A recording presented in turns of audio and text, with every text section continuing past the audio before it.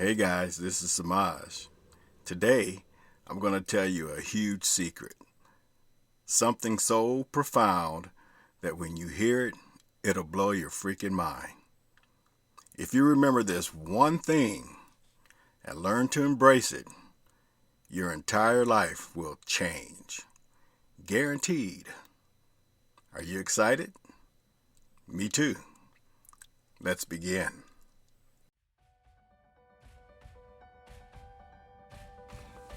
Welcome to the C Word Podcast. I'm Semaj, and I greet you in the love and the light of the Infinite Creator. Don't let the name fool you. The C, as you will find, is all about you. What we desire to do here is create a conversation around my book, The C Word, and some of the principles behind it, to lead you, the seeker, on a journey of freedom. Freedom from limiting thoughts, borrowed beliefs, and false perceptions. A journey of self-truth. If you're already on a path, then it's to help bring clarity on the journey. I've walked the path. I can help you identify the walls you've built and the ruts that you're in, and give you some tools to create a new life.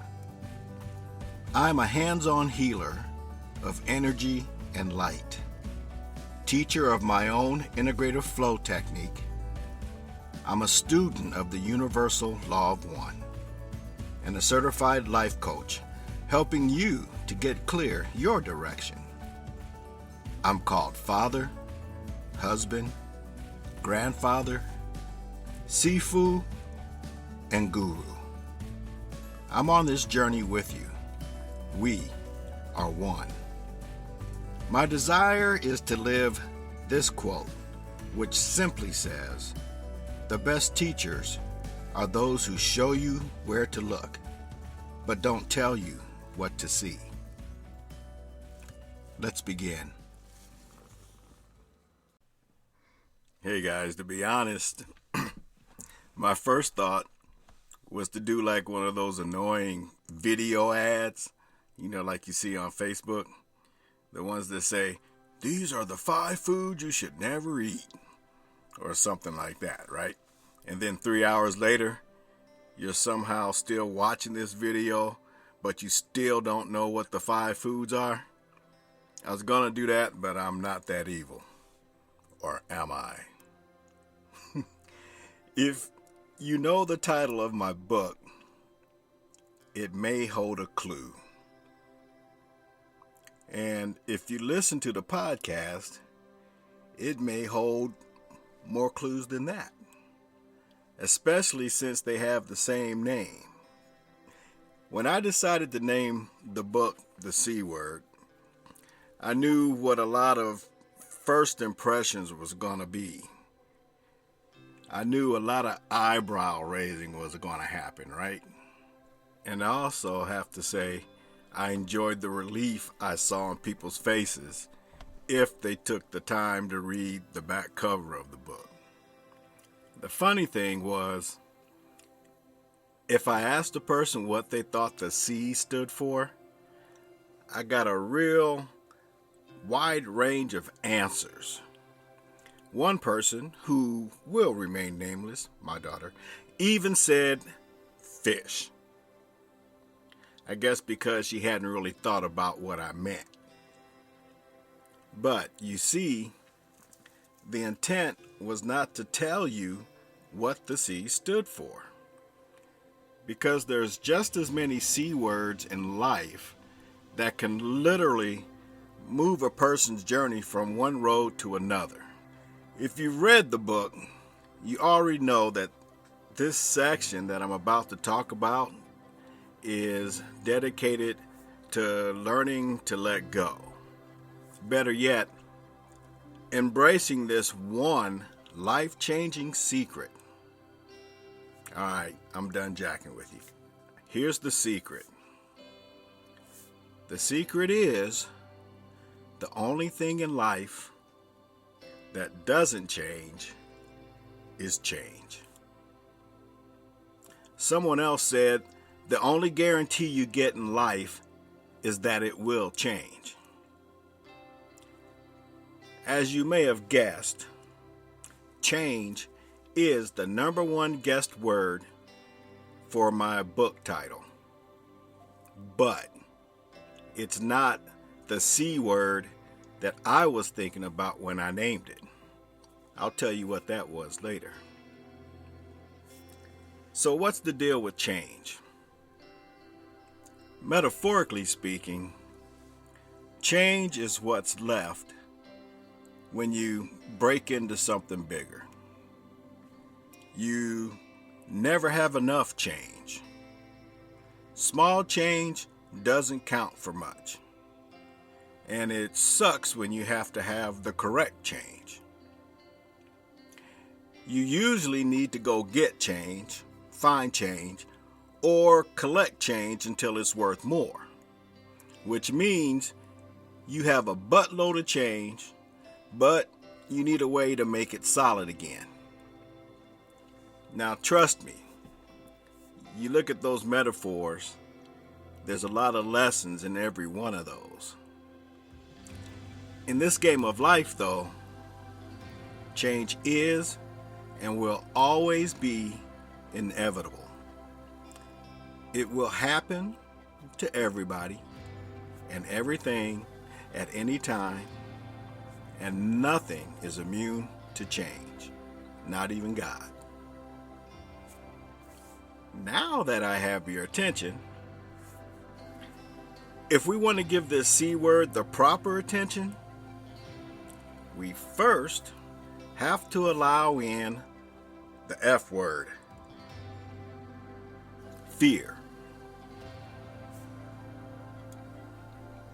Okay, let me lay this equation on you. Fear alone is useless. But if you add a positive change, which is inevitable, it'll equal a high probability of positive outcome. Now, what that looks like applied, it looks something like this. You're driving, right?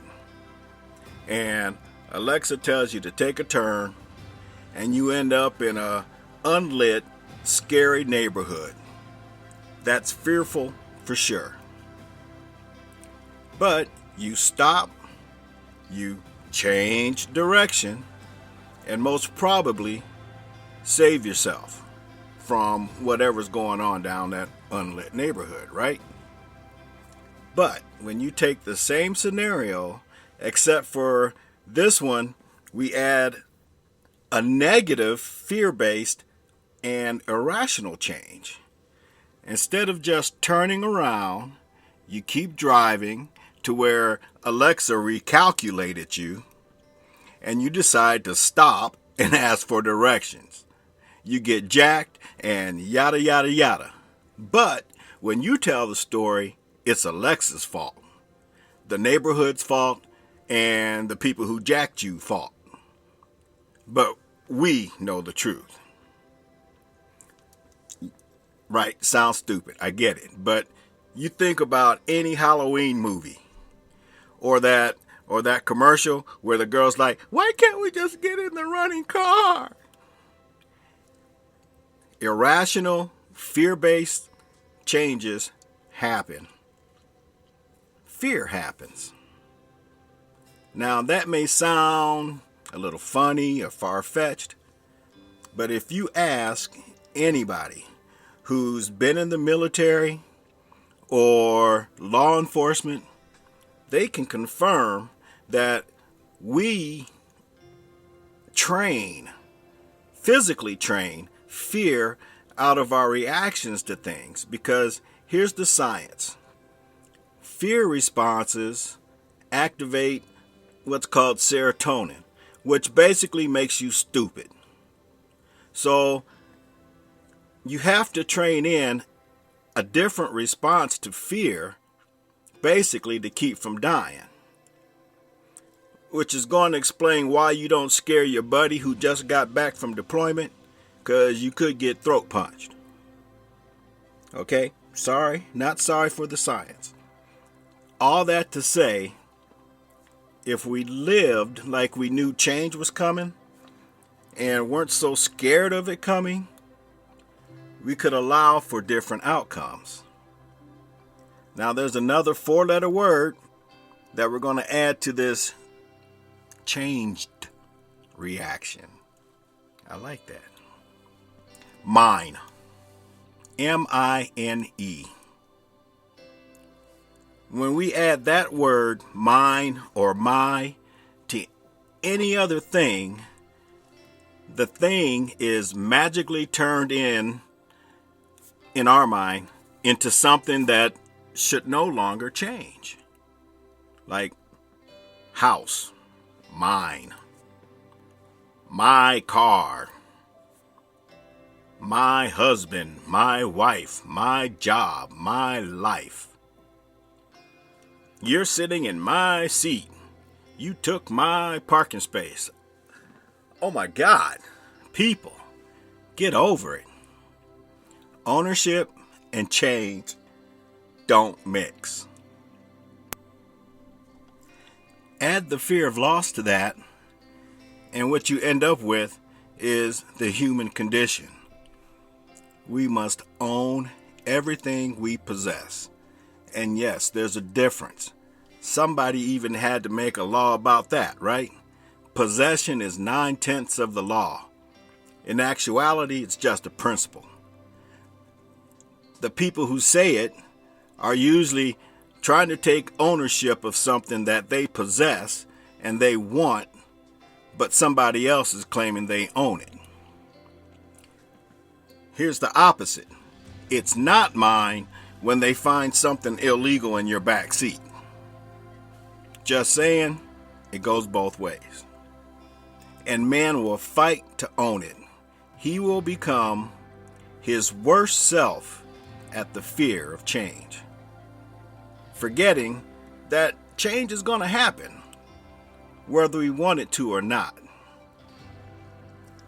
So you ask, Semaj, how do I embrace change and let go of the fear? And Semaj says, hell, I don't know. Not for you. But what I did for me was, and trust me, it's still a work in progress.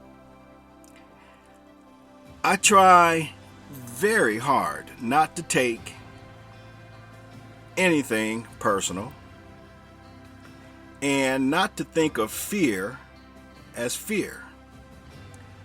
You ever hear the phrase false evidence appearing real? That's the acronym for fear. I look at what I'm feeling and what I'm fearing of this change, and if that fear looks like it has any inkling of false evidence, like me projecting loss, or me assuming there's going to be pain, or me scared of the reaction of somebody else, I choose to let it go. See, carrying the weight of something that only appears to be real in my mind is for me ludicrous. It falls under the fear of the unknown. And that fear, it's like a pet peeve for me. It's right up there with they said, and I don't like it when you've never tried it. Ugh. If you're going to fear change, you might as well lock yourself up now and, I don't know, cry. Because, oops, damn, change just happened again. You can't stop it. I also subscribe to the be the change I want to see philosophy. That means I won't be one of those stand around and complain about everything but do absolutely nothing about it people. Plus, it's really satisfying when change or letting go of something brings me more life than what was happening before I decided to change. This literally just popped into my head. It's a mantra that helped me in one of the most scattered moments of my life. This mantra, I speak this to my God that's within, my infinite creator. And it says, grant me the serenity to accept the things I cannot change, the courage to change the things that I can, and the wisdom to know the difference. I didn't expect this to go as deep as it did, but hey, that's life with no expectations. We covered some words today: change, fear, mind. We heard the difference between owning and possessing, and how our fear of change is really just a fear of the unknown. And we also heard a couple of ways to no longer fear. There is just one more secret that I told you I was going to share with you, and that is what I intended the letter C in the C word. The word that I intended is choice. I've given choice high ranking in my world. Like change, it's always there in one form or another. Without argument, I believe we always have a choice that comes with an outcome. And we most of the time have the opportunity to change our minds if we feel the need. I'm honored today that you chose to listen to this podcast. I hope that never changes. Just kidding. With that, I urge you to use the links in the description of this podcast. Get my book, and you can find me on YouTube. The podcast shows up there every time I release one. And the Great New You website. I'd love to interact with all of you, and I left 2 more links in the description for connection calls. A 30-minute connection call and a 1-hour personal coaching connection. And those will happen via Zoom or phone. All that just to let you know that you don't have to seek out the answers or move forward alone. Till next time, this is Semaj. I leave you in the love and the light of the infinite Creator. Go forth, therefore, and rejoice in the power and the peace of the one infinite Creator. Namaste.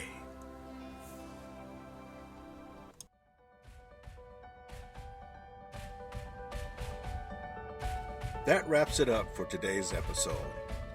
I appreciate you all for listening and watching this podcast. It matters to me. If you'd like to go deeper on any topic, we have additional resources linked in the show notes. If you're getting value from this show or have feedback, feel free to reach out to me at semaj@agreatnewyou.com or by leaving us a rating here. Thanks for listening. Namaste.